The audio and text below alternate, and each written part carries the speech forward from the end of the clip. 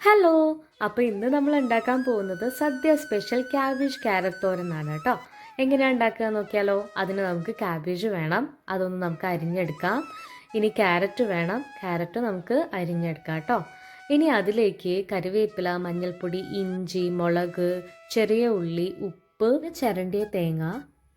ഞാനിവിടെ എടുത്തിരിക്കുന്നത് കൊണ്ടമുളകാണ് കേട്ടോ. കൊണ്ടമുളകിന് കുറച്ചും കൂടെ ടേസ്റ്റ് തോന്നിയിട്ടുണ്ട്. അപ്പോൾ ഇനി എങ്ങനെ ഉണ്ടാക്കുക നോക്കിയാലോ. നമുക്ക് ക്യാബേജും ക്യാരറ്റും ബാക്കി നമ്മൾ എടുത്തു വെച്ച ചെറിയ ഉള്ളി, കറിവേപ്പില എല്ലാം കൂടെ അതിലേക്ക് ഇട്ടതിന് ശേഷം നന്നായിട്ടൊന്ന് തിരുമ്മി കൊടുക്കാം.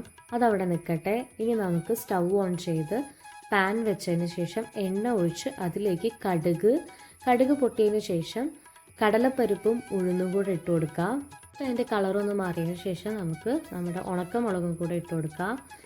അതിനുശേഷം നമ്മൾ തിരുമ്മി വെച്ചിട്ടുള്ള ക്യാബേജും ക്യാരറ്റിൻ്റെയും മിക്സ് ഉണ്ടല്ലോ, അതും കൂടെ അതിലേക്ക് ചേർത്ത് കൊടുക്കുക കേട്ടോ.